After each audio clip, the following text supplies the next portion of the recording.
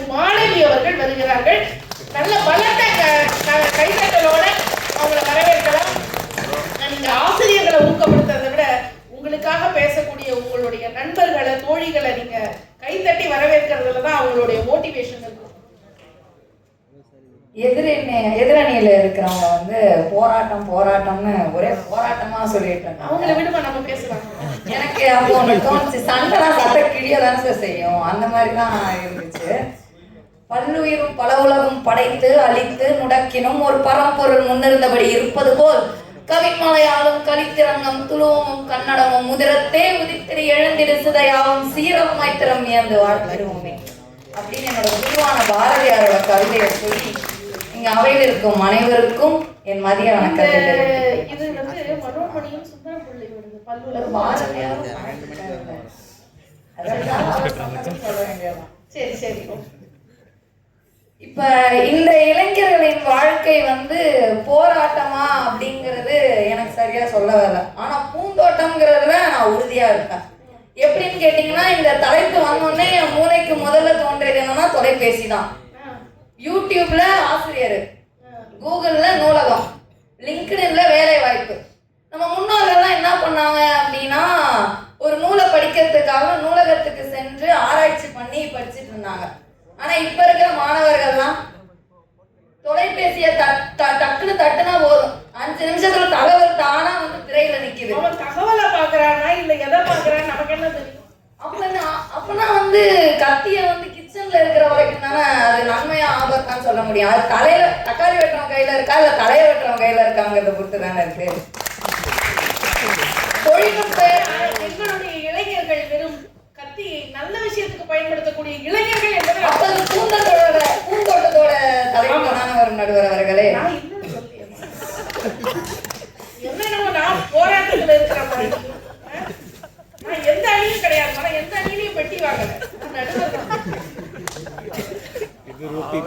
மாணவர்களுக்கு வந்து engineer, doctor, government ஜாப்னு சொல்லி முடிச்சுவாங்க. ஆனா இப்ப இருக்கிற மாணவர்கள்லாம் ஒரு ஸ்டெப் மேல போய், நீ என்ன சொல்றது, நான் UX designer, entrepreneur, YouTuber, data analyst, data scientist வேலையை தேடுறது இல்ல, கொடுத்துட்டு இருக்காங்க இன்றைய மாணவர்கள். Don't be a job seekers, be a job giver. Yeah, opportunities are not given, it always takenங்கிறதுக்கு எடுத்துக்காட்டே இன்றைய தலைமுறைகள் தான்ங்கிறதுல நான் உறுதியா இருக்கேன். தொழில் முனைவோரா ஒரு ஸ்டார்ட் அப்போட காக்னி ஒர்க்ஸோட தொழில் முனைவரா சொல்றேன். 5-5-10 நம்ம சவிதா பொறியியல் கல்லூரி மாணவர்களாலே கெத்து. வினோதினி பேசும்போது தான் தெரியுது.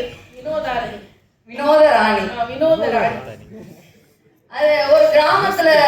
இப்ப நான் வந்து எதுக்கு நம்ம மத்தவங்க கதையெல்லாம் எடுத்துக்கிட்டு நம்மளோட கதையவே எடுத்து சொல்லுவோம். எங்க அம்மா வந்து மாநிலத்துல முதல் மதிப்பெண் 12ஆம் வகுப்புல.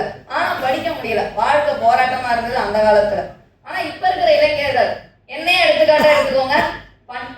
7 கிலோமீட்டர் நடந்தே பள்ளிக்கு சென்ற மாணவி இன்று மாநிலத்துல ஒரு சென்னை போன்ற ஒரு மாநகரத்துல சவிதா போன்ற இவ்வளவு பெரிய கல்லூரியில இத்தனை பேருக்கு நடுவுல இந்த மேடையில நின்று 7,000 மாணவிகளில் வினோதராணி தான் இந்த பட்டிமன்றத்துல பேசணும்னு அவங்க தேர்வு செஞ்சிருக்காங்கல்லமா.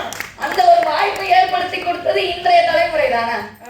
அப்ப நம்ம எப்படி இத போராட்டம்னு சொல்ல முடியும், பூந்தோட்டம்னு தானே சொல்லணும்.